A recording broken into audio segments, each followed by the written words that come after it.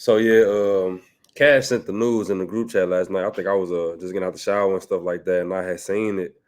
Um, Cat, here, Nick, man, how you? What was the instant reaction? My instant reaction was I thought it was a good trade. I think it's good for both teams actually. So I think the Knicks probably benefit a little bit more just because you get rid of Randall.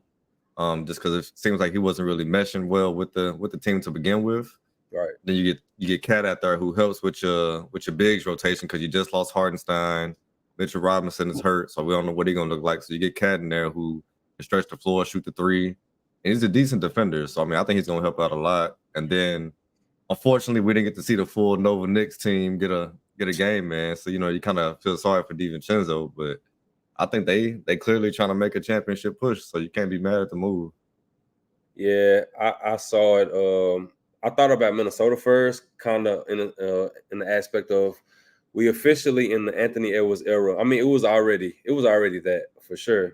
But I just feel like this is like the true move to kind of push them towards that era. And I put in the group chat. I guess they chose Gobert, which he's actually due for a contract extension. I don't know if Minnesota actually has moves to make. I don't know if this is some part of a bigger play, but yeah, man, it was. I didn't expect it. It kind of came out of nowhere for real. I know the Knicks had a sense of urgency with Mitchell Robinson's injury, but I was kind of shocked by the move, to say the least. But what you said about Dante DiVincenzo, I was kind of shocked. I had made a joke in one of my other chats. I was like, man, Jalen, Jalen said, nah, y'all got to get him back real quick. What moves we got to make to get Dante back? But I'm kind of it kind of gave me the mindset that Minnesota was kind of like, well, y'all got to come off somebody.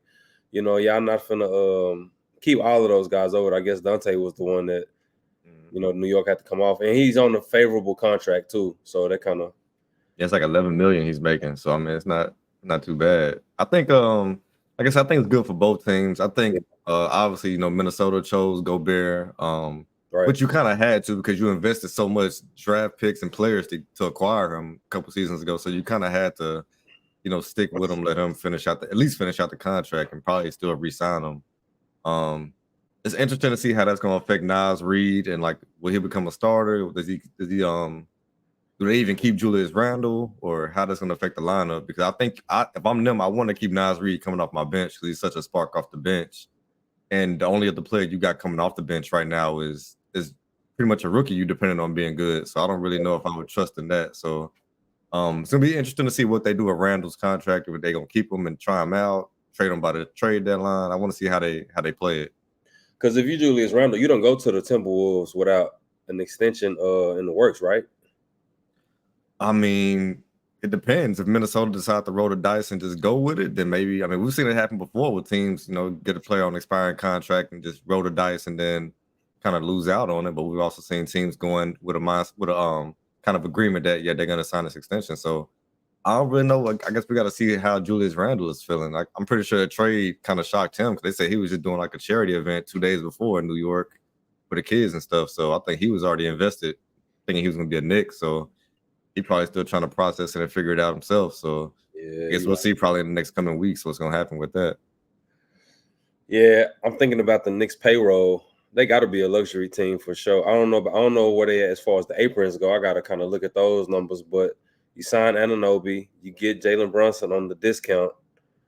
You think that discount was something that kind of led to a move like this? I mean, it definitely helped for sure. I Yeah, mean, without the discount, you wouldn't be able to make the move. So it definitely helped. Yeah, yeah. They still got Bridges getting paid. who get paid? But yeah, that Randall contract was like 28 million or something, close to 30 million. So yeah, it's definitely gonna relieve something. But I think adding on Cat and then I know you eventually they're gonna have to give Brunson that full contract. I don't think he's gonna just go with that for I think they're gonna have to redo that contract here down the line, like in the next couple of years. I think he was like a short term kind of fix for them or a kind of short term kind of problem solver. But he's gonna get paid like that full. I just can't imagine he's leaving 100 and something million just off the strength. I don't see it. I was of the mindset the next contract that comes up, they'll just pretty much just give him everything that he's owed at that point. I like the move. I like the move for New York more so because I feel like Cat just feels a need.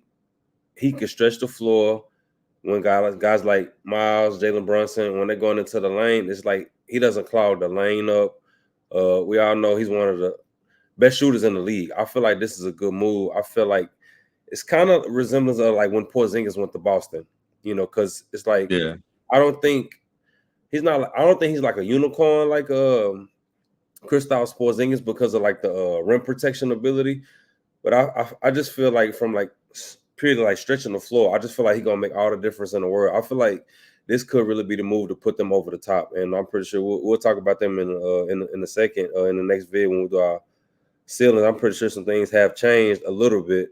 Yeah, and also though, it should be a pretty easy fit for Cat because he already played for Tom Thibodeau. Like, so I mean, he got that Right. continuity there, so it shouldn't take him long to really learn the defense, and the offense should already be there. So at this point, it's just kind of meshing with your teammates. So it should be a pretty easy fit. So it should be right out the gate. They should be good to go. I mean, they still got training camp, of course, but I mean, we should see them kind of playing like a well-oiled machine right out the gate. We'll Yeah. see. Yeah, I do like the move. I like it a lot though. I haven't really had a chance to listen to like the media in New York to kind of see how they feeling about it. I'm pretty sure they got to be amped about it going into the season. I really like the move. If you got like Dante DiVincenzo, it is a bummer. I really want to see all four of those guys in action on the floor. But I'm pretty sure. Like how you feeling though? Like because this is one of those situations where you get Miles Bridges. Okay, you complete the missing piece of the Nova Knicks. That's kind of been the talk all past season. Like what if, and they finally do it, and it's like we amp. You around this time training camp get ready to start, so you pretty much in your bag, whatever. You get that phone call or your agent hits you with the phone call like we're shipping you to Minnesota. That got to be like a blow. But he's a professional though. I think he'll go into Minnesota. He'll be ready to go. But I think that'd also be help for Anthony Edwards because he's a guy that can't stretch the floor and he can put the basketball on the floor when guys like Anthony Edwards is on the bench resting. But like Dante DiVincenzo, how you feeling though? I mean, you got to be upset. Obviously, you get a chance to play with your 3 other college teammates. We never really seen that before, so obviously he's probably upset. But they're saying I guess the move has been in the talk since earlier in the summer, so maybe he had a inkling it was going to happen. But yeah, I mean, for sure upset. Obviously, they seem to be good friends, so they probably in a group chat talking about it right now. I mean, I don't know. Obviously, we don't know Minnesota's plans for him. I would guess they would be trying to play him because he is a valuable piece. But I know we've seen crazy things. We've seen contract buyouts happen, and then players. I mean, you never know. I don't think that's going to happen in this case, but I mean, crazy things have happened, so you never know. We might get to see the Nova Knicks sooner rather than later. One thing I want to do, I want to credit the New York Knicks front office. I feel like they've been very competent over these past few seasons.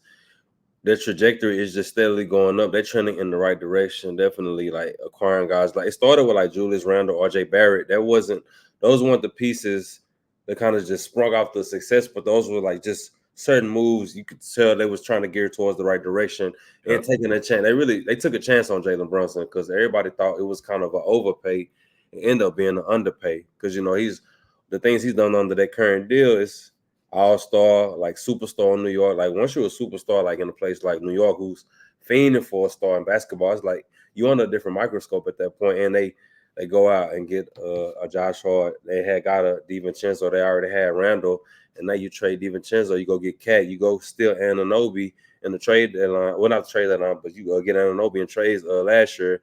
You sign him to an extension. Only thing that kind of derailed your playoff success last year was injury because you probably would have had a great competitive series with the Boston Celtics in the Eastern Conference Finals if you were healthy.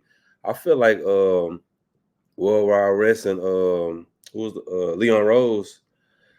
I don't know. I just feel like everything's on the up and up in New York, man. You got to kind of credit that because for most part of my life watching basketball, it was just kind of disappointing. Yeah. Not kind of disappointed. It was very disappointing. I think the only dope Knicks team I kind of witnessed was like the Carmelo Anthony, like, and that was like an older team. They had like Jason Kidd and Rasheed Wallace, and like they had a lot of old guys on that team. But I don't know, man. It's dope to see. Shout out to the Knicks, man. The city got to be lit right now. The NBA is always a better place when the Lakers and the Knicks are good. Like, especially those games at Madison Square Garden, because whether they good or not, they're going to get the primetime games. They're going to get, like, the the TNT and the ESPN games. So it's nice to be able to see them on those channels and like actually have a team that's going to go out there and perform well. Because before we were having to watch them struggle and just the right? Garden look dead. There's no energy. Like we having to see all these other superstars going there and just dominating the Garden, and no Knick was even putting up a fight. Now, we're going to see these guys try to go into the Garden. They're still going to try to give them 50,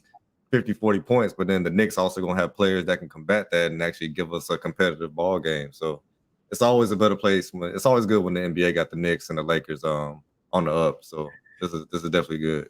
Yeah, shout out to the Knicks. I feel like this is the first season in a long time, if that I really ever witnessed being a basketball fan, that you can really say it's championship or bust at this point. I feel like they have the roster.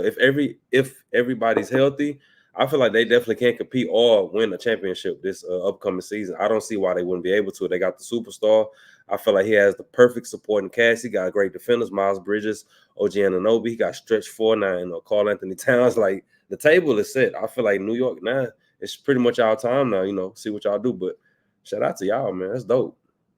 See if they can deal with that green monster up there in Boston. I don't know. We're gonna see. It's Yeah, gonna they be, definitely. It's only up from here. I mean, you already just finished as a 2 seed, and you just improved your roster. So, I mean, it should be a show. We should get our showdown we want to see this past season. We should get it this season, like you said, barring injury. So yeah. I'm excited for that. I'm excited. Well, yeah, man. We just want to talk about Karl Anthony Towns, him being a Knick. I'm pretty sure he was. It kind of sucked from Minnesota standpoint, from like a fan perspective, because it's like, dang, we just had this crazy run to the Western Conference Finals, and I kind of broke up a piece. But it's like, I don't know. See, but one thing I was saying though, and a lot of people was kind of leaning towards like the Gobert, Karl Anthony Towns pairing. We kind of knew at some point it was going to expire, and it just Yeah. happened to be before this upcoming season though. I knew it was going to be ending at some point though. Yeah, it's tough to have two bigs like that can't. I mean, it's hard to play on offense. It was tough playing them both just because Gobert already doesn't really give you much, and he's already kind of clogging up space. And then Cat, even though he can shoot it from outside, you don't want to just park him out on the 3-point line. You want him doing some type of offensive rebound. He's also a pretty good post player as well, so you want to keep him in there as well. But when you got him and Gobert, it was just too much going on. And when you got Ant, who's one of the best slashers and best finishers around the rim in the league, you can't have just two bigs clogging up the lane. So yeah, somebody had to go. Yep. And I mean, unfortunately for Cat, it was. I mean, unfortunately or maybe fortunately, I don't know. I don't know how he feels about it, but Yeah. he had to go. Well, we just want to talk about that real quick, man. Got another video getting ready to drop soon, so we working, man. Shout out to Karl Anthony Towns. Shout out to the New York Knicks. Shout out to their front office. The fan base is up from here, so as the news comes, we're gonna talk about it. Peace.